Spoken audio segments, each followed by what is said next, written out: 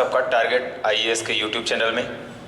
Current affair की अगली कड़ी में हम राष्ट्रीय परिदृश्य के महत्वपूर्ण घटनाक्रम डिस्कस कर रहे हैं। राष्ट्रीय परिदृश्य के महत्वपूर्ण घटनाक्रम में ये अंतिम कड़ी है, ठीक है। इसके बाद हम प्रमुख पर्सनालिटीज, अवार्ड्स और अंतर्राष्ट्रीय घटनाक्रम की चर्चा करेंगे, ठीक है। तो इसी क्रम में हम शुरू कर रहे हैं, ठीक है। और जो ये अपना करंट अफेयर है, ये अगली परीक्षाएं स्पेशली जो आपकी जेल प्रहरी की होने वाली है, और इसका जो स्टैंडर्ड जो करंट अफेयर का मैंने रखा है वो लगभग एमपीपीएससी प्री तक के सारी परीक्षाओं को कवर करता है, ठीक है। शुरू करते हैं आज का सेशन। तो पहला है गरीब कल्याण रोजगार अभियान, ठीक है। ये प्रधानमंत्री मोदी जी के द्वारा शुरू किया गया था गरीब कल्याण रोजगार अभियान, ठीक है। तो इस पे हम जो महत्वपूर्ण बिंदु याद रखेंगे वो रहेगा 20 जून 2020, ठीक है। 20 जून 2020 को ये अभियान शुरू किया गया था 6 राज्यों से, ठीक है। 6 राज्यों से ये अभियान शुरू किया गया था, जिसमें हमको दिमाग में ये याद रखना है कि ये 20 जून 2020 से, ठीक है। 6 राज्य जिसमें किया गया था वो महाराष्ट्र, मध्य प्रदेश, ठीक है। तो इस पे ये प्रमुख राज्य थे जिसपे इसका इम्प्लीमेंटेशन किया गया था, ठीक है। या फिर ये कहे कि एक पायलट प्रोजेक्ट टाइप की चीजें की गई थी, ठीक है। ओके, अगला है अपना सूचना प्रौद्योगिकी अधिनियम, ठीक है।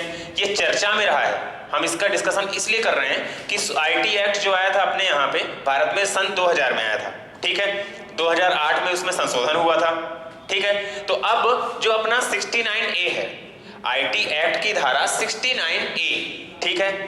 ये चर्चा में इसलिए है क्योंकि अभी रिसेंटली भारत सरकार ने लगभग 59 चाइनीज एप्स को, ठीक है, बैन कर दिया है। तो वो किसके तहत? भारत की सुरक्षा को दृष्टिगत रखते हुए, ठीक है, भारत की सुरक्षा को दृष्टिगत रखते हुए अनुच्छेद 69A किसका? आईटी एक्ट 2000, ठीक है, ठीक है। तो ये सूचना प्रौद्योगिकी अधिनियम सन 2000 का जो था उसकी धारा 69A के तहत इसने भारत की सुरक्षा के हवाला देते हुए 59 ऐप को बैन कर दिया था, ठीक है। इसलिए इसको याद रखेंगे। इस पे जो महत्वपूर्ण बिंदु है कि आईटी एक्ट कब था? 2000 का। कौन सी धारा? 69A। और कितने हैं? 59 चाइनीज ऐप, ओके। अगला है अपना रीवा अल्ट्रा सोलर प्लांट, ठीक है। अब आप इस क्षेत्र के हैं इसलिए आप लगभग सब जानते होंगे कि रीवा अल्ट्रा सोलर प्लांट, इस पे 250 मेगावाट की 3 यूनिट है, ठीक है। जो 250 मेगावाट की 3 यूनिट है, टोटल 750 मेगावाट बिजली का उत्पादन यहां से होगा, क्लियर। जिसमें 24% बिजली जाएगी किसको? दिल्ली मेट्रो को, ठीक है। 24% दिल्ली मेट्रो को और 76% जो बिजली है वो भारत सरकार को, एमपी जो इलेक्ट्रिसिटी बोर्ड है उसको दे दी जाएगी, क्लियर, ओके। और इस पे याद रखेंगे, इस पे जो टोटल इसका बजट है वो 400 करोड़ रुपए, ठीक है, 400 करोड़ रुपए। और इसका जो पूरा एरिया कवर करता है वो 1590 एकड़, ठीक है। तो ये सारी जो इंपॉर्टेंट पॉइंट्स है ये आपको मुख्यतः याद रखना है कि इस पे 750 मेगावाट का है, क्लियर। ये रीवा के गुड़ तहसील में है, 3 इसकी यूनिट है, क्लियर। 250 मेगावाट की 3 यूनिट है, यानी total 750 megawatt, okay. 24% Delhi metro को दी जाएगी और दिल्ली मेट्रो को, और 76 एमपी गवर्नमेंट, ओके। अगला है अपना एक जो टाई अप हुआ है CBSE, central board of secondary education, ठीक है। सीबीएसई बोर्ड ने फेसबुक के साथ एक टाई अप किया है, क्लियर। वो जो फेसबुक का टैग चढ़ा था फेसबुक फॉर एजुकेशन, इसके तहत इसने टाई अप किया है। तो ये इंपॉर्टेंट ये रहेगा कि सीबीएसई ने किसके साथ टाई अप किया है, ठीक है। ऑप्शन में रह सकते हैं गूगल, फेसबुक, ट्विटर। तो इस पे अपना जो सही ऑप्शन रहेगा वो क्या होगा? Facebook, okay. इसके बाद एक है ब्लूइस, ये ब्लूइस प्रणाली है, ठीक है। ये ब्लूइस सिस्टम शुरू किया गया है उड़ीसा सरकार के द्वारा, ठीक है। ये खुफिया जमीन, मतलब कि खुफिया प्रणाली है जमीन को ट्रैक करने के लिए। मतलब जो शासकीय जमीन में अवैध कब्जा होने लगता है, शासकीय जमीन स्पेशली जहां पे जंगल वगैरह के क्षेत्र हैं, ठीक है, तो वहां पे जो अवैध कब्जा होने लगता है उसको रोकने के लिए उड़ीसा सरकार ने एक ब्लूइस प्रणाली शुरू की है, ठीक है। भूमि उपयोग खुफिया प्रणाली, ठीक है, कि जो सरकारी जमीनें जो हैं या जो जमीन है उस पे अवैध कब्जा और निर्माण ना हो, इसको ट्रैक करने के लिए उड़ीसा सरकार ने ये ब्लूइस प्रणाली डेवलप की है, ठीक है। अगला है अपना राज्य स्तरीय ई लोक अदालत, ठीक है। लोक अदालत तो हम जानते ही हैं, ठीक है, क्लियर। तो लोक अदालत कब से भारत में आई, इसके बारे में हमें कमेंट सेक्शन में बताएं, ठीक है। तो जो ई लोक अदालत है यानी कि इंटरनेट पे, ठीक है, आमने सामने वीडियो कॉन्फ्रेंस के थ्रू लोक अदालत का जो शुरू किया गया पहली दफा वो छत्तीसगढ़, ठीक है, भारत में छत्तीसगढ़ में शुरू किया गया है ई लोक अदालत। Clear, okay. अब है अपना अगला पोबा रिजर्व फॉरेस्ट, ठीक है। ये चर्चा में इसलिए है क्योंकि ये एक रिजर्व फॉरेस्ट था, ठीक है। रिजर्व फॉरेस्ट यानी कि आरक्षित वन। क्लियर, अब इसको अभयारण्य में विकसित किया जा रहा है। तो इस पोबा रिजर्व फॉरेस्ट की एरिया अपन याद रखेंगे कि ये है असम में, ठीक है। महत्वपूर्ण प्रश्न यही बन सकता है कि पोबा रिजर्व फॉरेस्ट है कहां, ठीक है। अब इसको क्यों क्या किया जा सकता है, हो सकता है ये आपके स्तर का अभी परीक्षा में ना आए। अगला है अपना प्रज्ञात गाइडलाइन, ठीक है।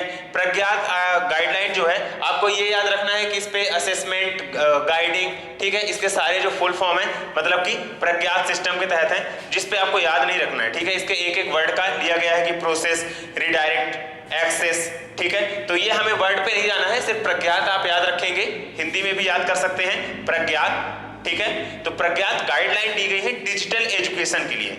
भारत में डिजिटल एजुकेशन से संबंधित ज्यादा चर्चा करने के लिए या फिर उसको समझाने के लिए लोगों में किस तरह का इसका अनुकूलन हो या उपयोग हो, ठीक है, या प्रचलन हो, इसके लिए प्रज्ञात गाइडलाइन दी गई है, वो है संबंधित डिजिटल एजुकेशन से। क्लियर, ये इंपॉर्टेंट क्वेश्चन है, ध्यान रखेंगे। क्लियर, उसके बाद आता है अपना स्विगी और आईसीआई बैंक, ठीक है। स्विगी तो लगभग आप सब लोग जानते होंगे, खाना ऑर्डर करने के लिए भारत में अभी अभी ये डेवलप हुआ है, ठीक है, पिछले कुछ सालों में, ठीक है। इसको ये याद रखेंगे कि इसने किस बैंक के साथ टाई अप किया है। एक्चुअली ये स्विगी पॉकेट करके या स्विगी मनी करके ये एक ऐप के थ्रू आईसीआई बैंक, ठीक है, जो अपने आईसीआईसीआई बैंक होता है उसके साथ इसने टाई अप किया है, ठीक है। तो स्विगी के बारे में भी थोड़ा सा ध्यान रखेंगे कि 2014 में आई थी, ठीक है। इसका जो फाउंडर थे वो 3 लोग थे, श्रीहर्ष, नंदन और राहुल, ठीक है। ये 3 इंडियन फाउंडर हैं, याद रखेंगे। स्विगी इंडियन है, क्लियर, इंडियन कंपनी है जो 2014 में आई थी। Clear, okay. अपना अगला है क्या, मैं जो बात कर रहा हूं ये इंपॉर्टेंट है, आपके इकोनॉमिक में भी आपने पढ़ा होगा, ठीक है, अर्थशास्त्र में जो आपकी चीजें नहीं होंगी उसमें भी आपने पढ़ा होगा।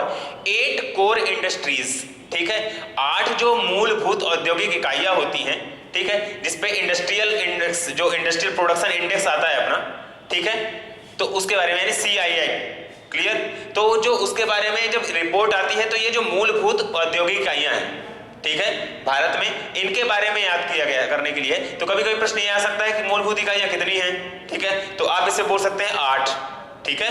जो इंडस्ट्रियल प्रोडक्शन इंडेक्स आता है, index of industrial production actually इसको बोलते हैं IIP, ठीक है। तो इंडेक्स ऑफ इंडस्ट्रियल प्रोडक्शन उसको बोलते हैं। इसमें 8 कोर इंडस्ट्रीज आती है, ठीक है। तो पहली है अपना कोयला, क्लियर, दूसरा है अपना कच्चा तेल, क्लियर, तीसरा है सीमेंट, चौथी है अपनी फर्टिलाइजर वही उर्वरक, ठीक है, उर्वरक उद्योग, पांचवा है अपना रिफाइनरी वही जिसपे कच्चा तेल आता है, ठीक है, विदेशों से, फिर उसको रिफाइन किया जाता है तो उस पर डीजल, पेट्रोल, ग्रीस, मोबिल, ये सारी चीजें उसके बाय प्रोडक्ट के रूप में निकलते हैं। फिर अगला है बिजली, इलेक्ट्रिसिटी, ठीक है। उसके बाद है 7वां प्राकृतिक गैस उद्योग, नेचुरल गैस जिसको CNG अपन बोलते हैं, कंप्रेस्ड नेचुरल गैस, ठीक है।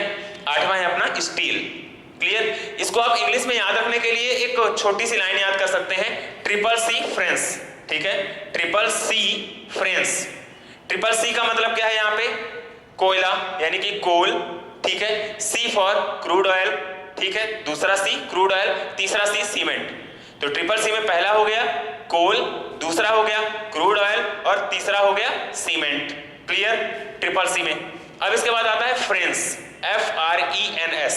तो F में पहला हो जाएगा फर्टिलाइजर यानी कि उर्वरक, R में हो जाएगा रिफाइनरी, ठीक है, E में आपका आ जाएगा इलेक्ट्रिसिटी, क्लियर, और N में आ जाएगा नेचुरल गैस, ठीक है, और लास्ट में आपका आ जाएगा S फॉर स्टील, ठीक है। तो ये 8 कोर इंडस्ट्रीज को आप याद भी कर सकते हैं। आपको सिंपल सा एक वर्ड में बता रहा हूं, CCC फ्रेंच, इसके तहत भी आप याद कर सकते हैं। ओके, आपको ये वीडियो कैसा लगा आप कमेंट में बताएं, चैनल को शेयर, लाइक और सब्सक्राइब करें, ठीक है। आप वीडियो देखने के लिए धन्यवाद।